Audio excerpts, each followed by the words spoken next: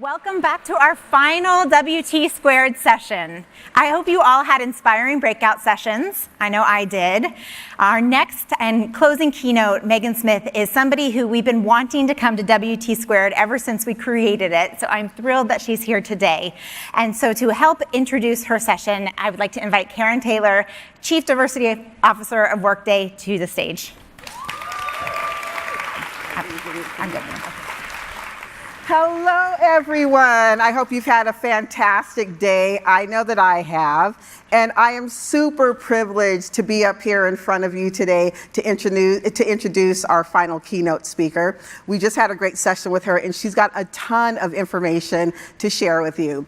So Megan Smith needs little introduction in this room, probably. I know she's been a role model to many of you, as well as to me. It's been great just learning more and more from her. She has distinguished herself as both a technologist and a business leader with an outstanding career, both as a startup executive and as vice president at Google. But it's perhaps her time in public service that really most defines her. And she's going to talk a lot about some of the work that she has done as part of the Obama administration, and some of the stories that she has to tell are actually quite phenomenal. Megan has long known about the pressing need to diversify who creates and manages technology. So she's really coming at this from a technology front. And among other achievements, she sponsored Tech Hire, the Obama administration's initiative to recruit more women, people of color, and underrepresented groups into well-paid technical jobs. So right here in Silicon Valley, we know how important that is. I, for one, can't wait to hear more from her. So I'm going to get off this stage, but please join me in welcoming Megan Smith.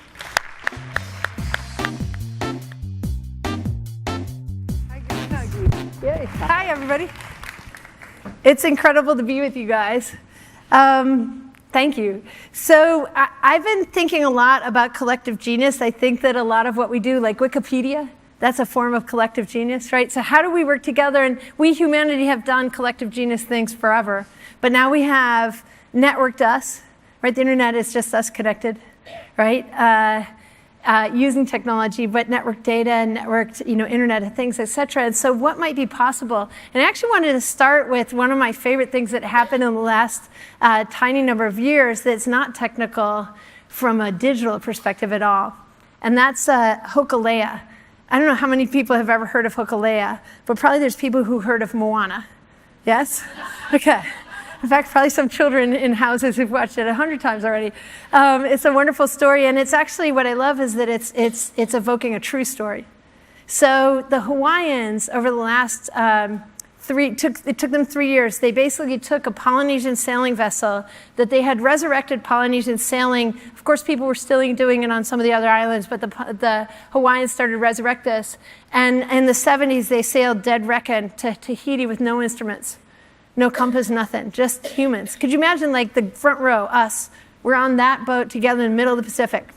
Which way should we go, right? Can you imagine how amazing is human intelligence, right? Not AI, but just us in our most extreme form in deep collaboration, and they sailed around the planet. 300 people working together with all kinds of people in team, all around, different navigators, making this happen. Just extraordinary. Here's some of the apprentice navigators.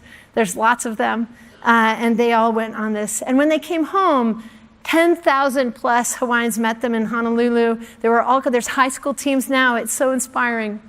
And they did things like they had the University of Hawaii on the top there. The president called a grand challenge, just asking the youth of Hawaii to fix the polluted canal behind Waikiki. Alawai Awesome was that contest. They're working on coral reef and science, like Magic School Bus, lifting their history. They're really in community about all the pieces. And I love this because it's a collective genius example and is an example of human capability.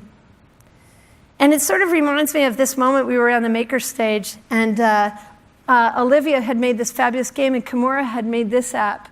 She had her phone listen to the room for domestic violence and ask you if it heard that, if you wanted to call the police or needed some resources. How would it be if we had all 13-year-olds like Mark Zuckerberg when he was young? They all felt this kind of creative confidence about anything, whether it was to write a poem or to code something up, right? And create apps and do whatever it is, like kind of play the whole orchestra. It's really important, and it's always been important. We talk a little bit about technology in the United States. A lot of people don't know this is the very first penny that ever happened for our country. And like our coins today, it says liberty. This was Franklin and Washington working, and look what they said. Liberty is the parent of science and industry. That's interesting, this sort of digital world we're coming in, this idea of leveraging science and technology on behalf of freedom, liberty, the economy, is not a new idea, right? It's just our version of it now. And this is Washington in the very first State of the Union. He said, there's nothing which better deserves your patronage than science and literature. Knowledge in every country is the surest basis of public happiness. Science and literature, humanities, technology, social sciences between, the mix of all of them, right? And thinking about knowledge, fake news. Like this is ever present still right now, and how do we make sure that we're vigilant with our democracy? And it's not partisan. So here's, of course, the people recognize this is Grace Hopper. Grace had the idea that we could broaden participation in technology if we didn't write in just machine code, but we used human-like languages, and she wrote a compiler, basically a translator, to do that, and what led to COBOL, and she invented computer languages. People told her, by the way, if you have an idea, remember, they told her that that was a bad idea. She's like, no, I think it's a good idea, and she did it. A friend of mine was once at Dulles Airport. Grace Hopper's not alive anymore, but she was alive then, and she was in the airport, and people didn't recognize her. And she said that Grace gave her some great advice, and one of the pieces was, don't let them tell you you're wrong if you're not. Awesome. And there's President Reagan. So this is not partisan. Here's President Obama. During the science fair, we did so many cool science fairs with him, and he's talking to these wonderful children from Oklahoma. And they're kindergarten first graders. They're part of FIRST Robotics, and they've made a page-turning robot. And what's so great for them is they've used science and technology to do something, some purpose, right? Help someone, right? And they've gotten to work in teams. You get to wear capes. He said to them, how'd you guys do this? And he said, we had a brainstorming. So he's like, really? Okay. And then what'd you guys do? We built some prototypes. Can you imagine if every child in this country, every child in the world got to, in kindergarten and first grade, brainstorm and prototype together with their friends on solving problems in the world in any kind of way? How much confidence would they have, right? And there's exciting things to work on. This was from an event that we did at the end of the administration. But think about all the frontiers we have. Personal frontiers of personalized medicine, personalized learning, brain science, that kind of thing that's happening right now. And so interesting. There's work around local, like smart cities and wise communities and justice technology and systems in our local environments with our neighbors. National frontiers, we looked at AI. And sort of the beginning of large data systems and big data, global frontiers of the planet we're on. What are we doing about climate change? What are we doing about our jump into green energy, our jump into green chemistry, our jump into sort of healthy ecosystems that are planet-wide, local, and global, and then, of course, interplanetary. The Roddenberry family opened the day because it's the 50 years since Star Trek. And I'm always hope for the Star Trek future, which has two parts. One is really advanced technology, like we're beaming, we've got universal translators, tricorders, super cool, right? And we're all on the bridge. I mean, it's a 1968 version of the bridge, but we'll give them that. And but we're there, and we're as humanity, we're including each other, and we're working together in team, and we're exploring, and it's about heart and service and love and what's the future. And so that's the kind of technology. But this is also what's happening at the same time, right? So this was a New York Times headline from an op-ed that the Dalai Lama wrote, like, people are nervous, they're afraid. Am I included in this future? And what are we doing to include each other, to have the confidence like the little girls? And it's crazy, you can put two realities up that happen simultaneously on our planet. Like, here's West Virginia and Chattanooga. So in McDowell County, this poor man is having to get water for his family. And nobody's making a WeWork over there in that brick building. Maker spaces, right? But why? Why don't we have policy like that? Why don't we do that? Because if you get in this car and drive to Chattanooga, you have the highest speed internet in the Western Hemisphere. And they've got $6 billion foreign direct investment. So how do we community organize ourselves and share faster what's working? How could we get to that point? We went to Boise, Idaho. President was going there, and we wondered how many tech meetups. Tech meetups is the number 2. If you go to meetup.com, put in your zip code, you can see what people are meeting up on. Usually it's like hiking or alternative medicine, all kinds of fun stuff. And there's tech, and tech is the number 2. There's a group in Boise that has almost 800 people in it. The Girl Developer team meets twice a week. Like neighbors, tech neighbors, innovative neighbors are in every part of the country, but they're invisible to their other neighbors. Here's Gaza. Do we see pictures like this of Gaza? Afghanistan. These kids were founding all these companies spinning out in Herat, 80 miles from the Iran border. People are doing National Day of Civic Hacking in all these cities. Their neighbors don't know. We got to figure that out. I'm from Buffalo. We've got old brick buildings that were dripping and full of storage, and now they're coming lively, right? People are moving into them. This is an old windshield wiper company, Trico, and now it's got the Innovation Center. And this is the Erie Canal. Like, look at the grain elevators there. It used to be on fire when I was a kid, right? This is the Buffalo River, Cleveland and Buffalo, but look right there, that's a new Solar City plant. They're going to pull 75 trucks a day of solar panels out of Buffalo. I love that because every science fair project I ever did was around solar and wind and stuff. So see, Buffalo can do green energy, the amazing stuff with medical technologies. And up there in the old Superfund site from Bethlehem Steel has windmills. So the country is coming back. This is us getting together, all the meetup organizers from all those cities, together with innovators. Like this group in Red Hook is a public housing space next to a tech incubator. So the tech incubator hired the youth next door and started to flow that community into tech. This is rec to tech, old rec centers, just like Ag Extension, turn them into tech centers. Why shouldn't they be maker spaces? There's all kinds of creative stuff. So if we could use our networks and our connections to better share what's working, we could move faster. There's as many open STEM jobs as people in prison. And every time you teach tech in prison, and you get confidence, right? And you get, 7% recidivism, 0% recidivism. Just north of here, the Last Mile Project, it has 0% recidivism on the entrepreneurship. And so in the Tech Jobs Tour, we see code boot camps in prison in Seattle and others. And so how about we do that instead of having 60% recidivism? So we continued our tech hire work on this Tech Jobs Tour. My friend Leanne Pittsford, who created Lesbians Who Tech, does this. We've been to 25 different cities. It's kind of like a revival meets a career fair in the evening, like Barnum and Bayless, and we get neighbors to meet each other.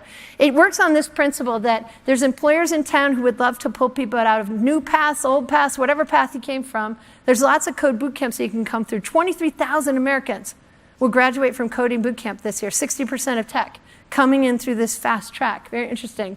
Regional teammates, the tech community there, and then municipal leaders. And it isn't like just the tech sector. All companies are tech companies now.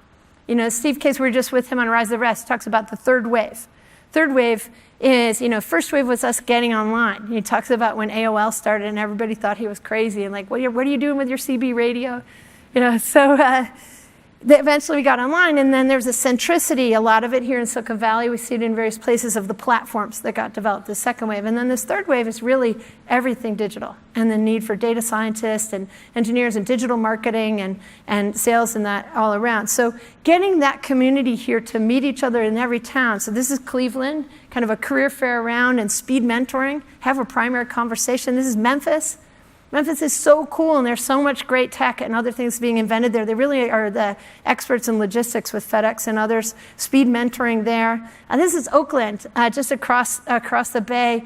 2,000 people showed up, lines around the door, and 200 techies showed up to mentor and speed mentor their neighbors into this amazing opportunity of tech. So these are some of the places we went, and it's not a new idea. So George Washington Carver, when he took the train to join the faculty at Tuskegee, saw how malnourished we were, knew that we weren't rotating crops and that we were going to be in a dust bowl. And so he went into the lab and he invented ways to nitrogen fix the soil. They happened to be peanuts and soybeans. And then he got Jessup, a venture capitalist in New York, to give him some money, and they went and they trained, corner to corner, 2,000 farmers a month. They trained in what became really the expansion of Ag Extension, and now we have a county. In every county of this country, we have an office, and we could make those tech centers in the spirit of Carver. Here's Memphis's, incubator spaces. One of our favorite startups there was two of them. One of them called Code Crew that does code learning for youth. The other one was a guy who came back from India, takes containers, and he builds STEM labs inside of them, puts them right next to a playground right on the Mississippi. So kids are in there upgrading their skills. And he's like celebrating Hidden Figures in the graphics. Here we are in Appalachia. So this is a company called BitSource, drill bit, source code. It's the coal miners.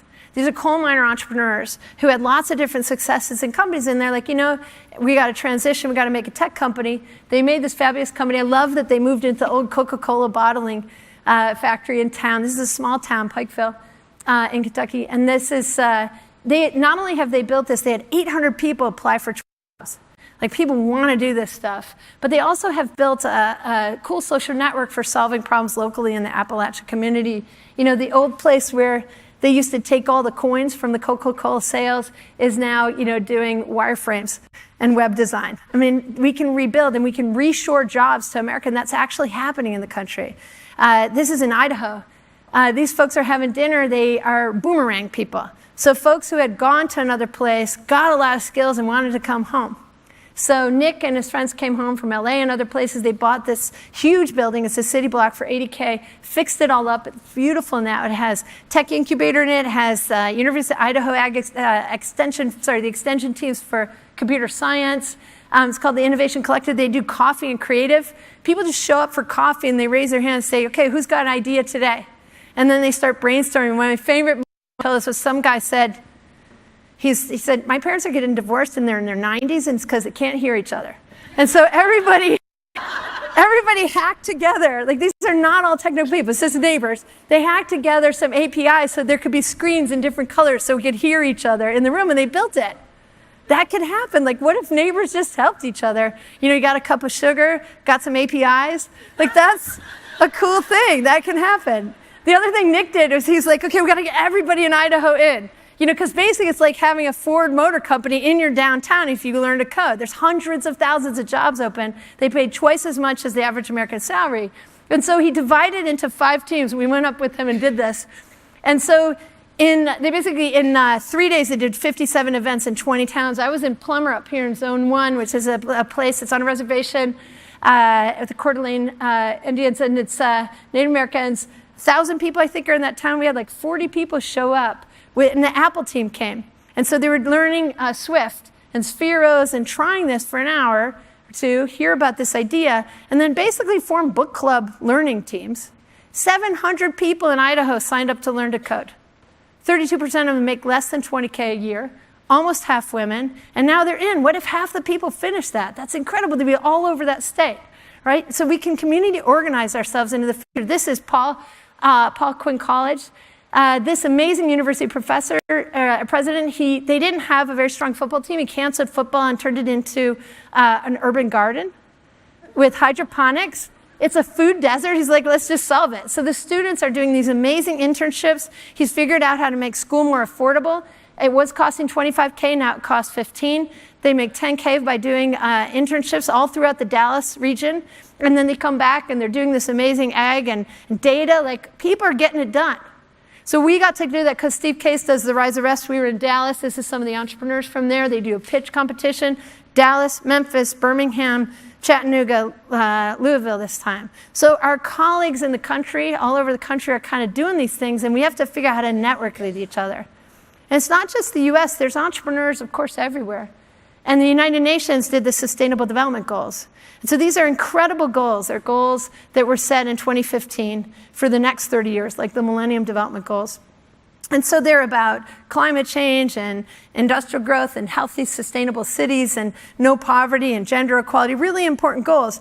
And there's entrepreneurs out there. So we put up a webpage and we asked, who in this world already has solutions to this amazing agenda that's going to be ratified? This was 2015, August. The UN was voting in September. We got 800 submissions from 100 countries. People doing extraordinary things. Like, this was a team that was flying drones to plant 1 billion trees a year. What a cool idea, right? This is a group in Uganda. They're teaching law in prison because a lot of people didn't have representation, so they can get themselves out of jail. Thousands of people getting themselves out of jail. Burkina Faso, this woman is a Princess Mechanical Engineer. She's got a micro-lending solar company for lighting, fabulous company. This is amazing. Beno Juarez is from the Amazon. He grew up there until he was 9. And then he came out and worked on advanced manufacturing and the maker movement and realized, like, how about I go home and make a floating fab lab. Think run off the dock into advanced manufacturing and 3D printing, right? Do we want the job where we cut down the trees for the people who live there, or do we want the job where we invent amazing bioinformed, sort of incredible new materials and ideas? And there's a movement of the maker movement. There's over 1,000 fab labs now. It's 500. There's over 1,000 fabrication labs. We did some of them in the White House. That's Rectic Tech in Baltimore. That's the Latin America teams. They're interconnected in all these topics. And so can we use the internet to include everyone, to drive for creative confidence for everybody, to bring these methods to every sector, not only to self-driving cars and to precision medicine and advertising technology, but what about poverty and refugees and justice? And why do those sectors not get the magical tools? Are we in Hogwarts and we can only do some things and they're muggles? No, everybody's really talented. And so how about we mix it up? And one of the things I hope for everybody is that the thing you're passionate, that you bring those skills, whatever they are, and you get in a Navy SEALs-like team. One of the ways to diversify tech is to techify everything else. Because a lot of diverse people are doing so many different things, and whatever you're passionate about, play the whole orchestra on it. And so the challenge we have as women, as people of color, a lot of times we've been our confidence have been reduced. Even majority men, like this idea of math and science being super boring or really intimidating. We got to stop that, because these are power tools. We got to just teach in a way that's friendlier and more welcoming, like the superhero kids. These are two places in the desert, and I put them together because it's worth thinking about how they're managed. Does anybody recognize any of them? Yeah, so the Playa, Burning Man, that's the Atari refugee camp. Similar sizes, but we manage them differently. People are in a different situation, of course, but similar kinds of budgets. How could we come up underneath the people in Zatari and let them do their flourishing thing instead of capturing them? We face a lot of challenges. This is Congress voting. It's an amazing animation that Business Insider did, and they're showing how they voted together across party lines better, and over time they get more and more separate. It doesn't matter which party's in power. And so the media we're making is separating us somehow. This is how much Americans like the president that's in office. Doesn't matter which party. We're getting farther and farther apart, and it's clearly something is going on with the media. And we have to be very careful, because we can use algorithms to really destroy a lot of things, or we can use algorithms for really good things. And we have to be smart about it. And it's in the heart of our democracy at this point. This is the US, the National Archives. And there's an amazing thing chiseled into stone. Eternal vigilance is the price of liberty. So vigilance now. Vigilance with our algorithm, vigilance for the teams here, the Facebook teams, the Twitter teams, these teams. People are very idealistic. I'm a very idealistic technical person. So we've made these incredible things, and they got weaponized. And people use them for bad stuff. So what's our plan? So now we've crossed the line, let's cross back. The thing I'm hopeful about is that Cambridge Analytica went bankrupt. So there is ethics in engineering somewhere. So let's stay with those ethics. What are our goals? What are our values as humanity? How do we get close to the humanities, social sciences, and engineering and work really close together? Because we want to include everyone. This is Joy Boulam-Winnie. She's an incredible grad student at the Media Lab working on algorithmic justice. So she noticed when she was working on face recognition that a lot of the programs weren't recognizing her face unless she put on a white face. So I encourage you to look at her TED Talk. But she's been working with IBM and others to really upgrade their algorithms to be able to recognize not only the Parliament of Iceland, but the Parliament of Rwanda, the Parliament of Singapore, and other places. Because our greatest challenge now is not that people are unkind, it's that systems are unkind. They're kind or cruel depending on who you are. This pattern mapping in Silicon Valley. Silicon Valley is very kind to a certain prototype person and unkind to others.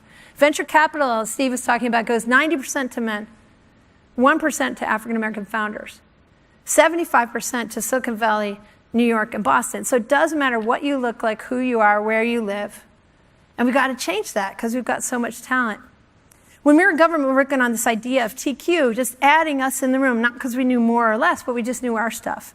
And it was nice to go to government with amazing colleagues who were so talented because they really knew economics or law or communications at that level, or medicine, the Surgeon General, these other colleagues. But we could add in. And so we brought over 500 Americans who had built Amazon and Facebook and Google and Twitter and VMware, these other companies here.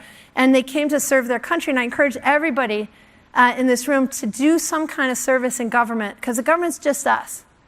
Whoever shows up, that's the government. And so it could be state, local, federal, tribal, whatever governance, your school board, but get involved, or your school itself, because you can bring what you are good at, and this is this tech skill. And of course, government already had NASA and NIH and amazing IT teams and NSA, but getting this sort of team that could rotate around, like the U.S. Digital Service, the 18F team, Presidential Innovation Fellows, which are like Peace Corps volunteers or White House Fellows who are front end, back end, the kind of crew. We've had over 100. Getting into the policy conversation, having computer science folks in the room together with economists and others when we're deciding net neutrality. Taking some of our scrappy agile methods, fellows and sprints, and hackathons, and applying them in these spaces. Getting websites that really engage people, two-way. Twitter handles, getting analytics onto the government websites for a secretary to see who's on my site. Who's using this HHS site? What are the top 10 sites? And you can go to analytics.usa.gov. Instead of a website for government that rolls out the room and you're taking forever and it keeps crashing, let's have agile, wonderful websites like we make in the commercial sector. Let's have APIs instead of PDFs. Let's have APIs where the website that we're making isn't the goal, but that it's actually releasing it out, just like maps happen. We have maps, U.S. Geological Survey is releasing data. This is the U.S. Census, and they're the biggest data anything. So think of all of these agencies releasing data. What kind of apps could we have on top that would flourish?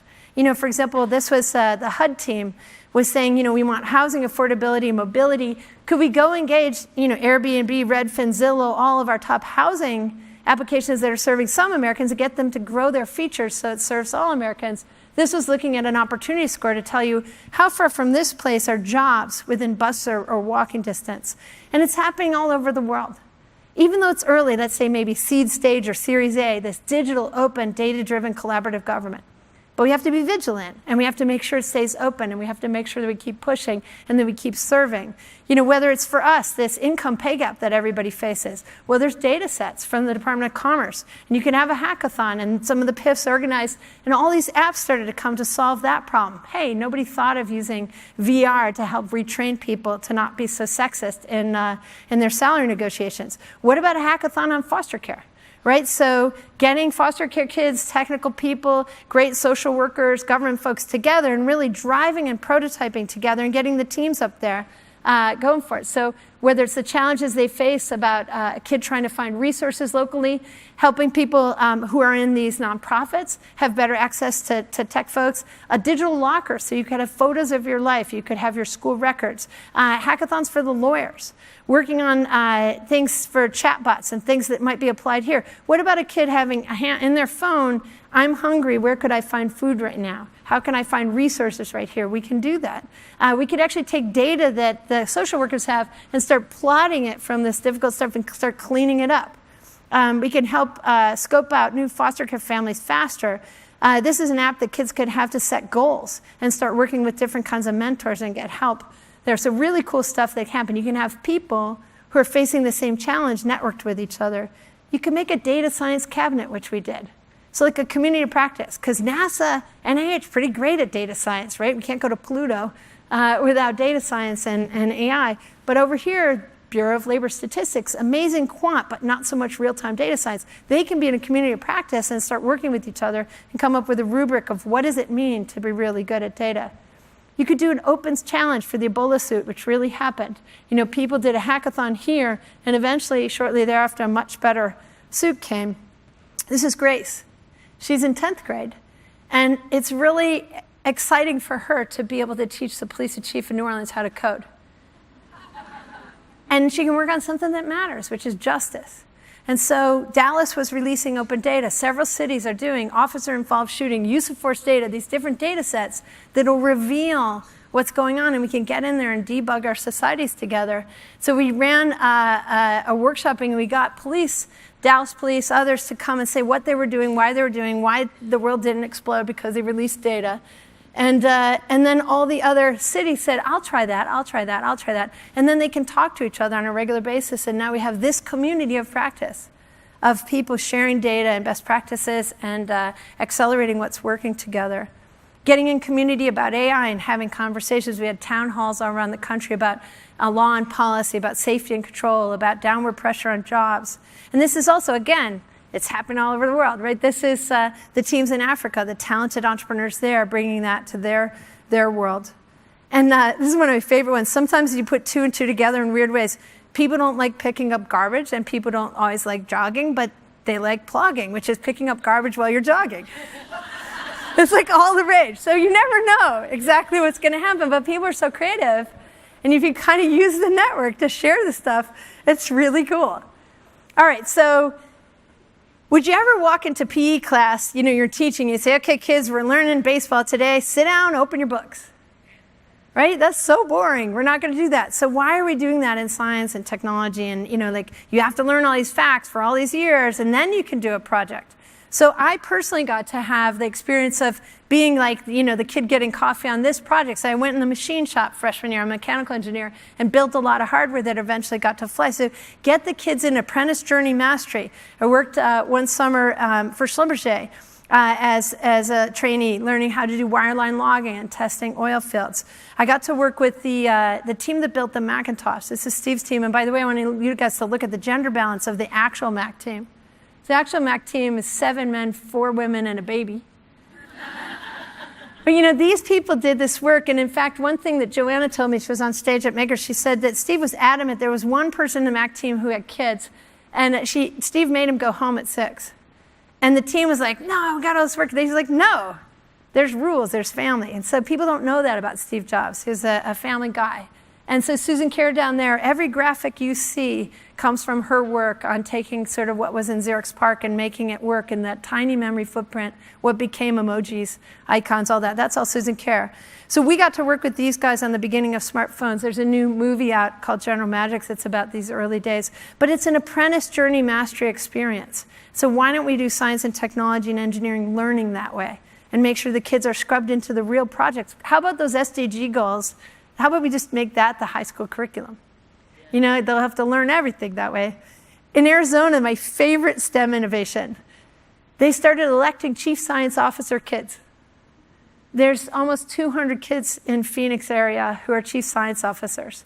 And their job is do something in school that makes kids interested in STEM and do something in your community that helps serve using science and technology. These are some of them visiting us in the White House. And actually now Kuwait, Mexico, Michigan, a lot of cities, we're starting to have more and more of this.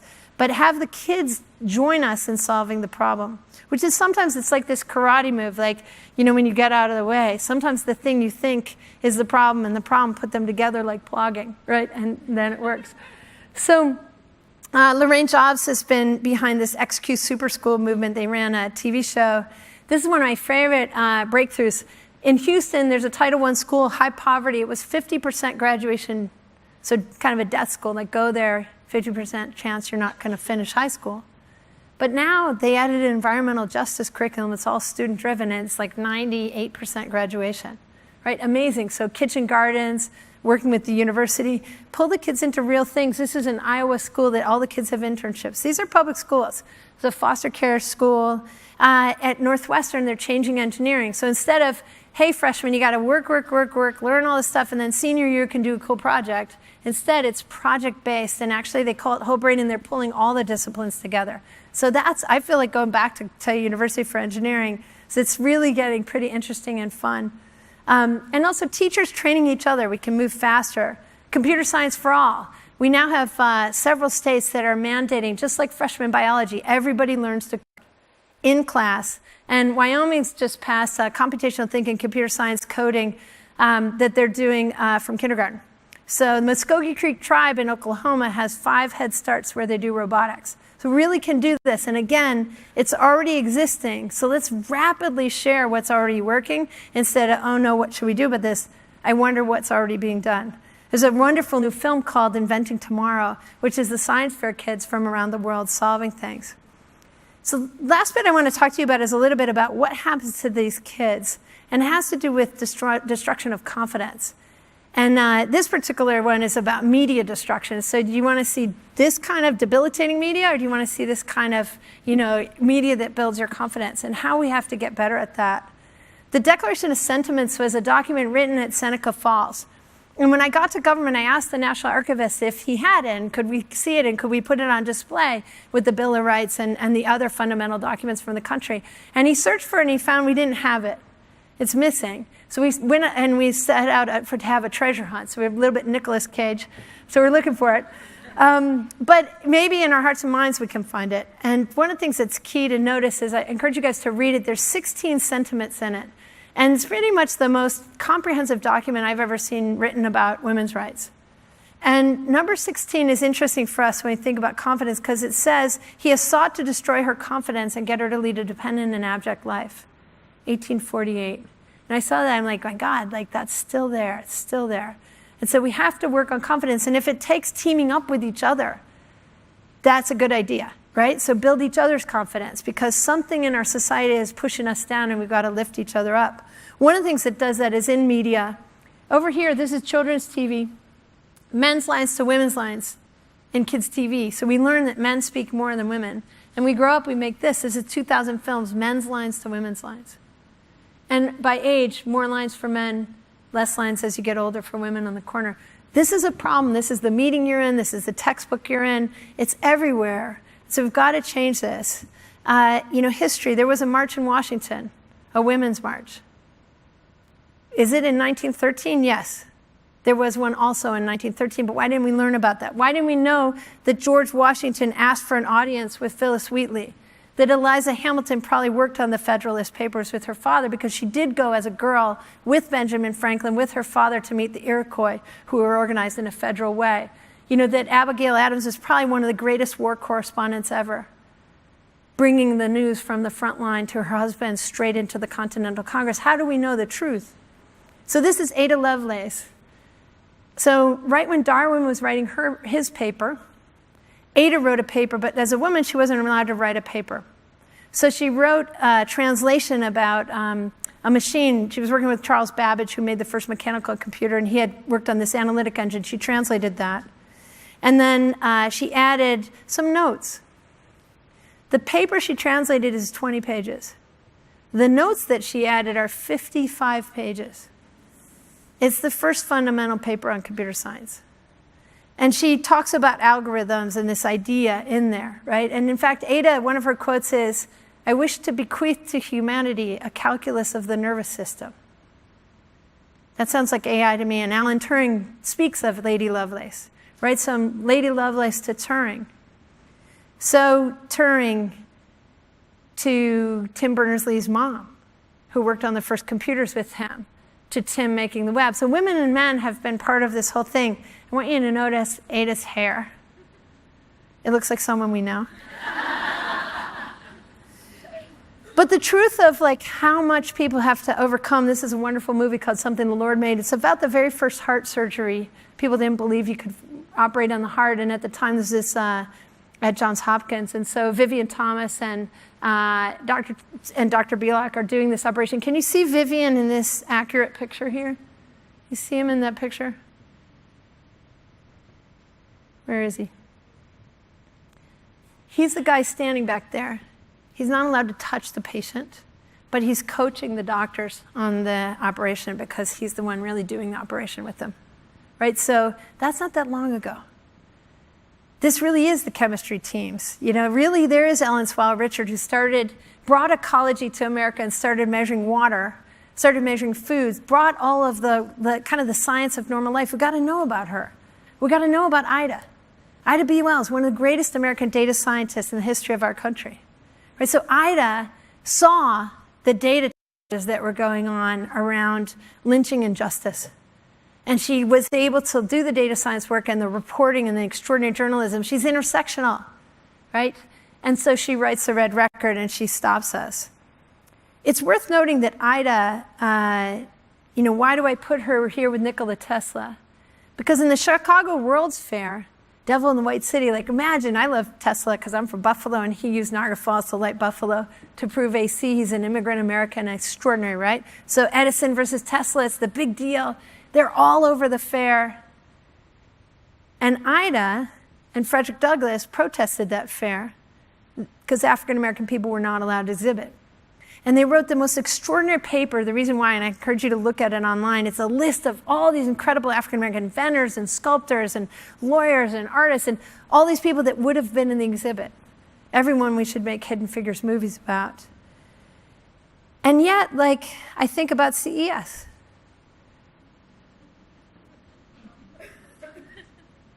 What's different? It's not different. 1% black? Twitter, Google, Amazon. Like, really? Do Ida and Frederick have to protest still? Like, why are we doing this? So we've got to stop doing this. We've got to figure out how we're going to include everyone, because talent is everywhere, and we know it's there. You know, even this simple one, the Wright brothers. You know, really, Susan Wright, their mom, is a mechanical genius. She's like the chitty chitty bang bang dad. She taught them design thinking. Her daughter, Catherine, is their COO. She won the French Legion of Honor. The three of them won the Legion of Honor, but we only talk about Wilbur and Orville. Why do we do that? How about the family Wright? Let's celebrate them all with the brothers who led the work. You know, that this is Rise of the Rest bus. We were in Columbus, Ohio. These amazing women had started taking this school, and they innovated, like Jane Addams. They innovated, and there's a middle floor that's like a concierge for city services. Downstairs is a beautiful food center, and upstairs is a Boys and Girls Club. And it's just like Jane Addams. Jane Addams, you may or may not have ever heard of, but she's the inventor of social work, which she won the Nobel Peace Prize for. 2,000 visitors a day in industrial age Chicago, and she used data. This is her friend's work. They measured everything. So we've really been intersectional and badass the whole time, everybody, right? And so we have to know that, because we got a lot of stuff to solve. And if I just got into the National Academy of Engineering, and I noticed for some reason they only had this list, not this list. Why was this a subset list? And I noticed that 12 white and Asian men, 4 men of color, 2 white women, and no women of color had selected the agenda. And so if we really include everybody, we might fix all kinds of things. You know, here we are at Turing. You guys know this story. This is the movie Imitation Game, from the story from World War II, where we saved 11 million lives and shortened the war by 2 years. Here's the code breakers. 2/3 women. Amazing, right? Here they are. Kate, her grandmother and great aunt were code breakers at Bletchley Park. And yet to this museum, it's 25-to-1 boy visitors to girl visitors, because computers are for boys, right? But we have to know this history, because it'll change everything. We have to know about the women who worked with Eckert and Mockley here in America, the first digital computer from us during the war, the first digital programmer, 6 women, 70-year nearly lost history story. And they worked with Grace Hopper. And the UNIVAC didn't program itself. The ENIAC programmers and Grace programmed it, right? And there really were 13 plus 7 Mercury astronauts. You know, there really was gender balance in the MAC team. You know, I was once at MIT, and someone was presenting, and the professor who led this team put that photo up, but I had only ever seen these. These are the ones in Wikipedia, but that's the one the professor showed. And not only that, the professor was a woman, and she wasn't even listed in the Wikipedia page. So I didn't really know why we keep disappearing people's history, but it's really important, because the further back you can look, the further forward you will see. And so you have to do it. And we started to right the wrongs. President Obama, of course, awarded the Medal of Freedom to Katherine Johnson. We worked on a lot of untold stories. You know, Margaret Hamilton here, who wrote all the code for the Apollo command modules, Lunar Lander, Skylab, that's her code next to her. She's a Lego now, which is awesome. You know, but really Hollywood is still really imbalanced, so the stories we see. So in the Time's Up movement that we all are joined, and everybody's welcome in it, it's linked, not ranked. It's all of us trying to get safety and equality in the workplace. There's fabulous male allies in it as well. But we've got to balance who's making stuff. You know, Silicon Valley includes all of you guys, even though you're not, you know, in this cast. Gina did wonderful analysis with Stacy Smith together of getting into this, and now we're able to begin to take that into AI. This is Star Wars from the beginning ones in 1977 for gender, voice, who gets to speak, and by race, who gets to speak. So we're getting better, but we can use these tools. We can mitigate bias using AI. We can design our way out of this potentially. At least we should try. We created a thing called Women Tech Makers at Google, and we continue to do it. And the focus of this for you is the visibility of us. Let's increase the visibility so we can see each other, we can be in community, and we can have many more resources. Because everybody, again, has always been awesome the whole time. So I'll end there. I think we're going to do some Q&A. It's great to be with you guys.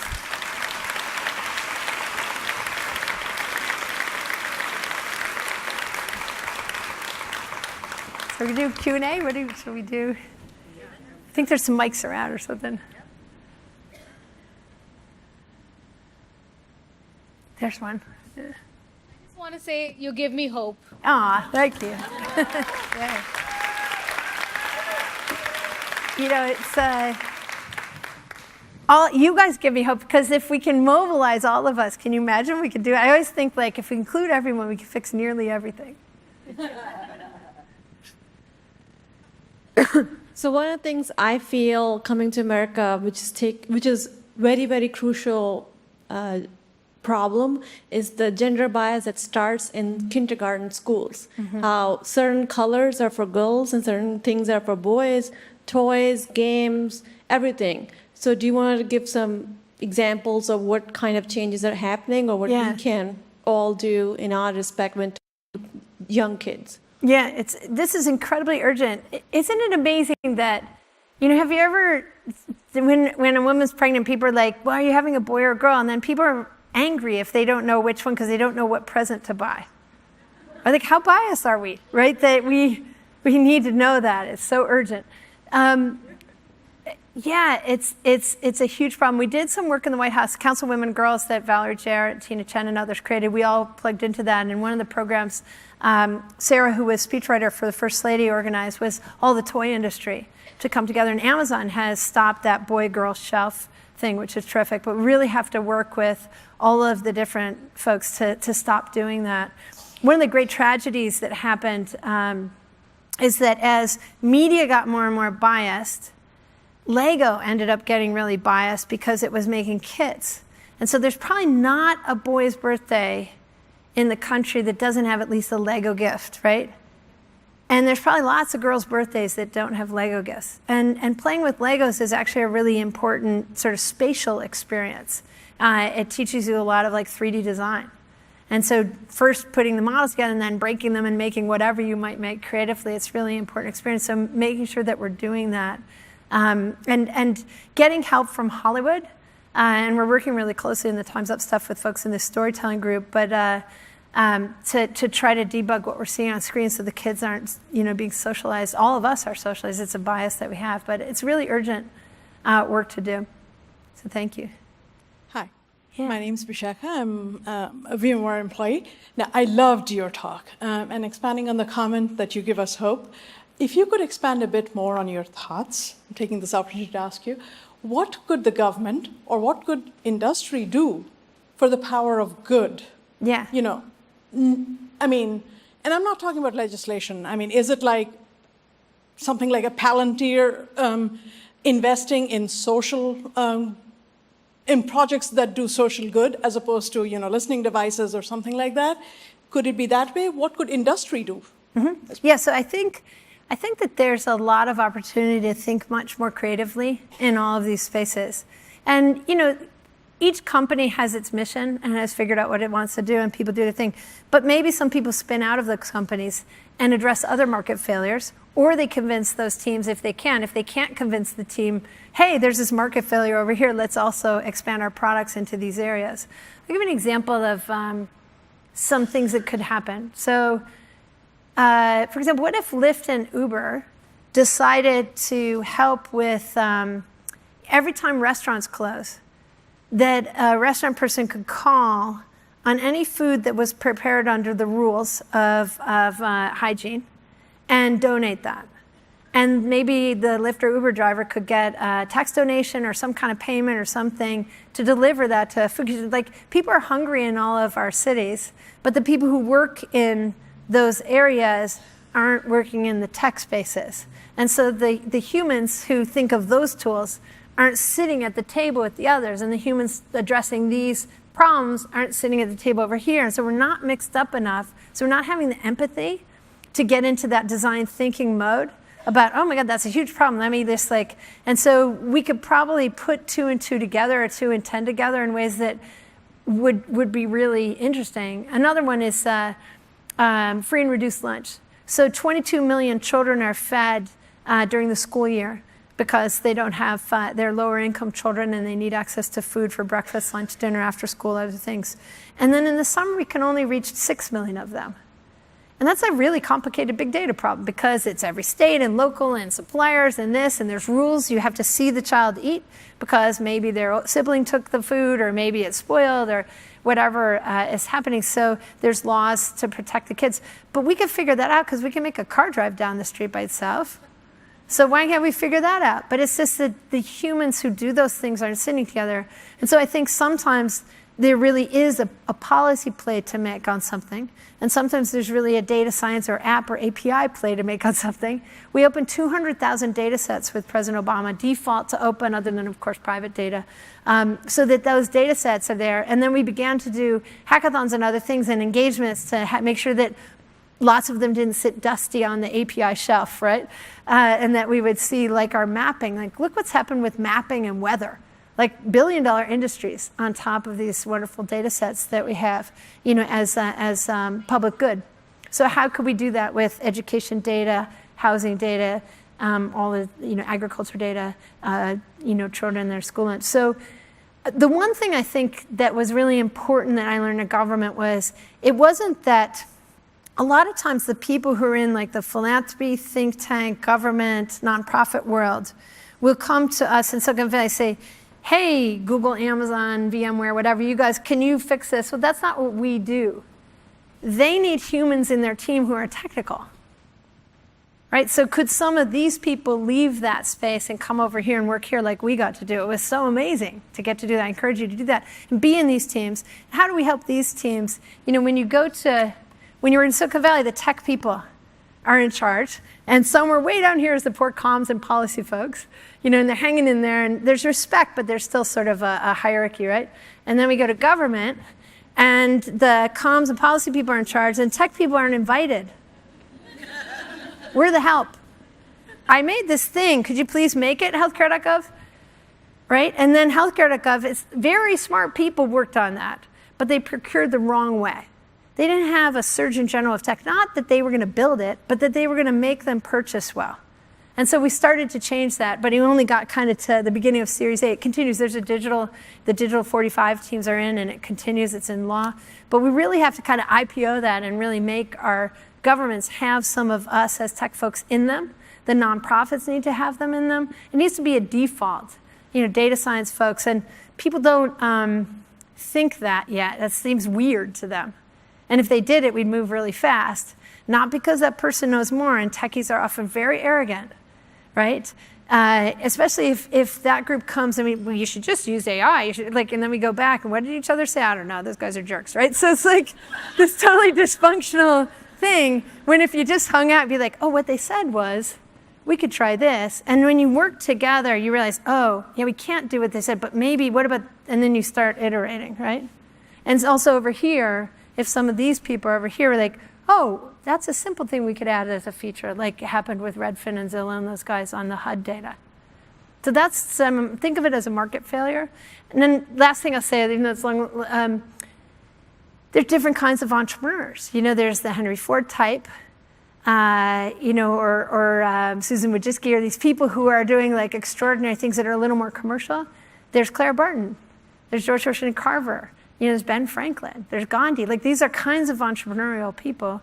And there's business models for them. Some of it is purely philanthropic, but some of it might be like Kiva, where it's a super cool business model that gives you 90% of the money, and then we top it off with some philanthropy. That's cool too. So can we move more and more to public good, whether it's for-profit or nonprofit with a boost?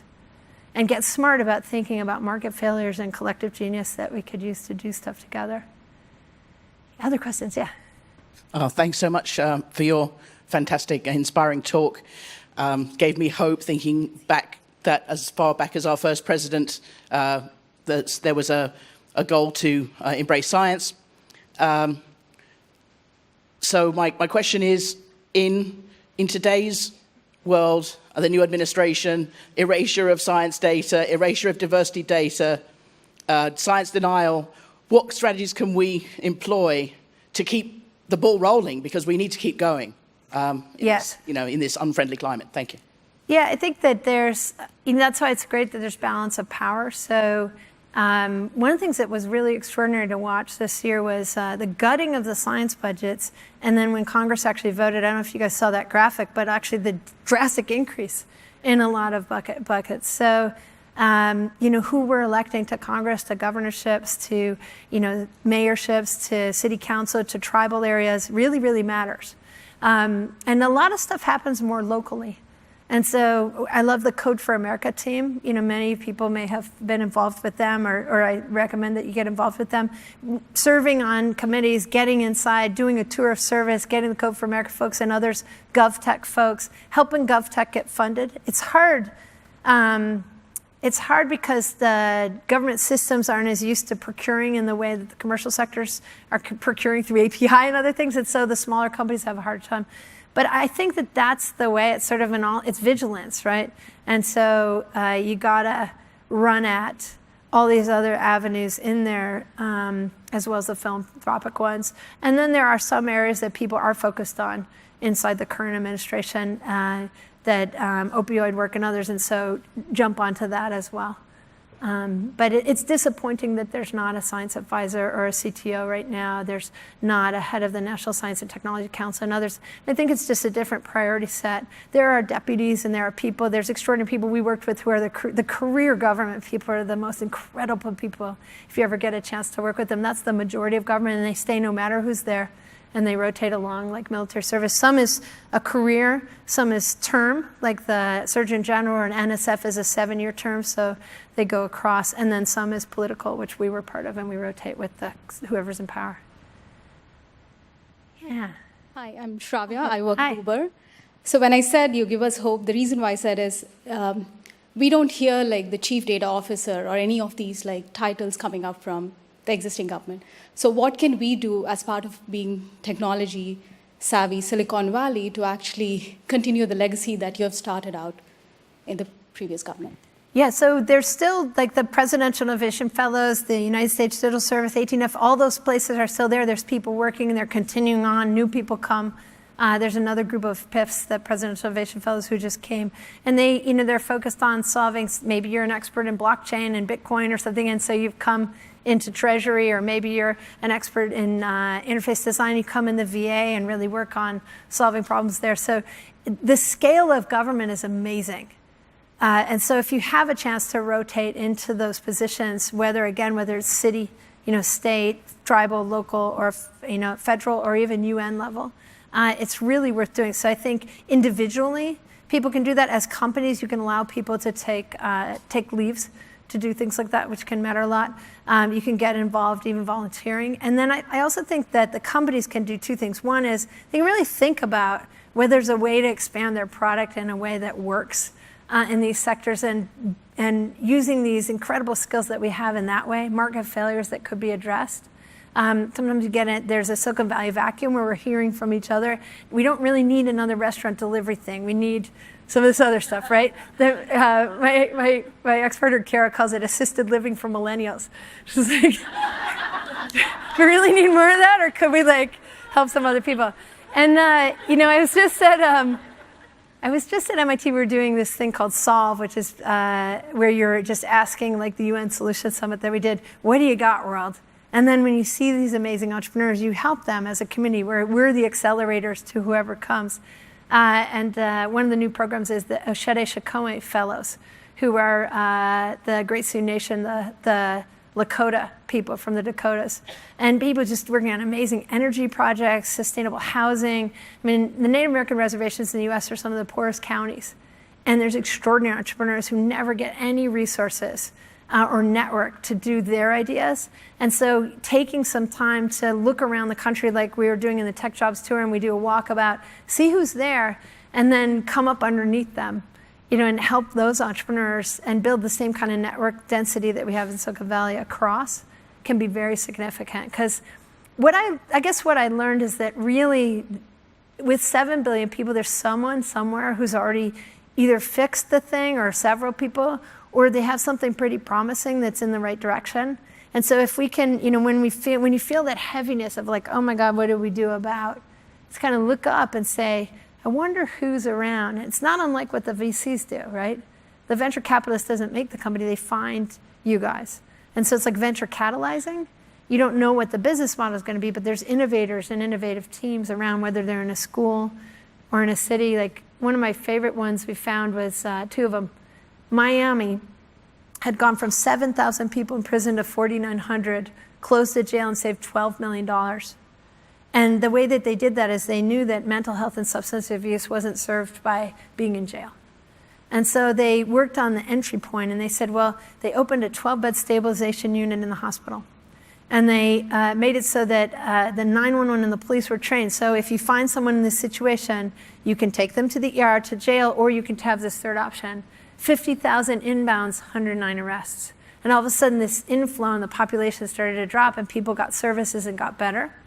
And so the challenge for scaling, you can't venture capitalize that, because Miami isn't Wichita.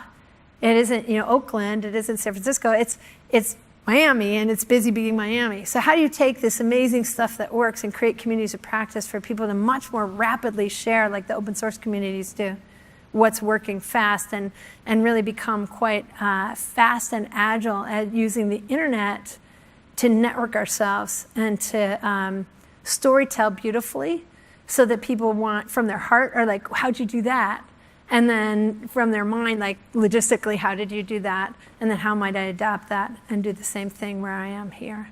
And there's amazing innovators in every local region who've done something like that in a topic. There's ways to IPO it. The way we did it was we would take a couple cities who had done something innovative, get them together, get them talking, find a couple who might copy, get them going. Then once it was like 20, we call it data-driven justice or tech hire, and then preceding people would join, and then you had 70 cities and on up. So there's a way to kind of IPO an idea using that. And so maybe some of the companies could get involved, not in, hey, we're going to make our thing, but wonder how I could support innovators on topics in new ways using CSR and other things there. I have a question, sorry. If we're out of time, are we okay? One more? Okay, go. One more last question. Hi. My question has to do with your perspective on education, because higher education is becoming more and more expensive in the US. In comparison, a lot of countries like Germany, China, India, they subsidize education quite a bit. So, and we are becoming more and more competitive environment. I wanted to know your opinion on like online education like Udacity or some of these new things, and how can we do more vocational? Does everybody have to have a degree, or can they be experts learning in their bedroom and they're taking classes from MIT or whatever? So just your perspective on education and how we can change and maximize what we have rather than, spend money that people can't afford. Yeah.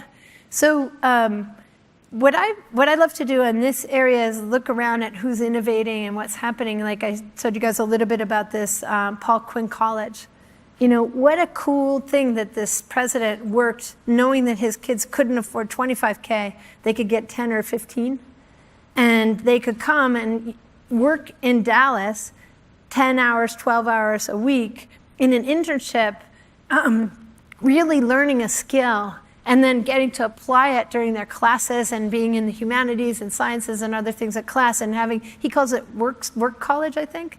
And so that's an interesting model, right? And that doesn't mean online or offline. Online is pretty interesting. I'm on the MIT board. We had OpenCourseWare, and now we have edX, which is a base out there. There's Khan Academy and Udacity. Coursera is amazing. There's great stuff out there. I think that learning face-to-face in community is pretty important, or online in community seems to be pretty important. Some people can learn from just on their own.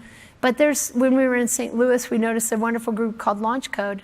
What they did was it was the Square team, the Square founders, Jack Dorsey and Jim Kelsey, and they basically were like, why did we open this office in our hometown and we're just stealing people from MasterCard and these other places? There's all these people here, Ferguson, other places, people in St. Louis who need to come in this tech sector. Why are they not coming? And why are we having this little group go around? So they just rented an auditorium and taught CS50 together. They just learned it together as a community.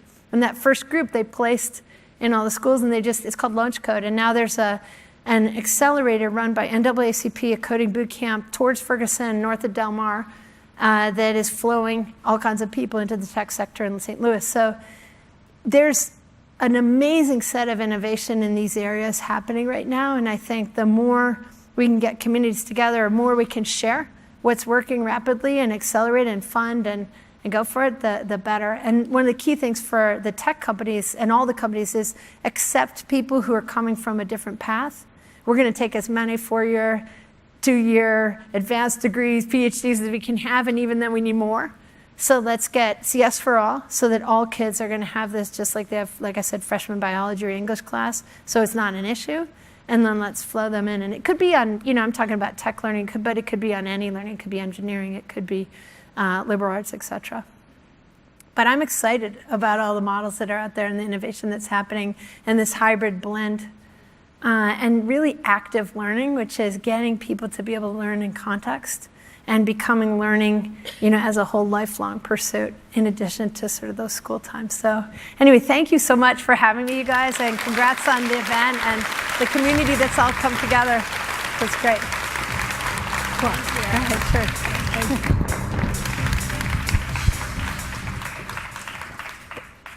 Thank you, Megan. I love your idea of collective genius and the idea of playing the whole orchestra, because that is inclusion in action, and that's how we drive innovation. As we heard throughout the day, we are really at an unprecedented moment in our industry. The problem is clear, and there is demand for change. How can we not only be part of the change, but accelerate it, make it better, faster, and more inclusive? So we know that at VMware, when we commit to what research tells us, that committing to specific action is what makes moments like today drive lasting change. And so I ask all of us in the room to think about what are those specific actions we are going to personally do to drive this forward. I'd like to again thank today's speakers and our sponsors. Without you, today would not have been possible. So thank you to Workday, Clayman, Mozilla, Cloudera, Pivotal, Code 2040, and VMware. Over the past 3 years, we've heard from amazing and inspiring speakers such as Mary Lou Jepsen, Ariana Huffington, Kara Swisher, Gloria Steinem, and today we heard from Megan and Layla. The conversation is alive and the momentum is growing. Please join us outside to continue the momentum. Thank you.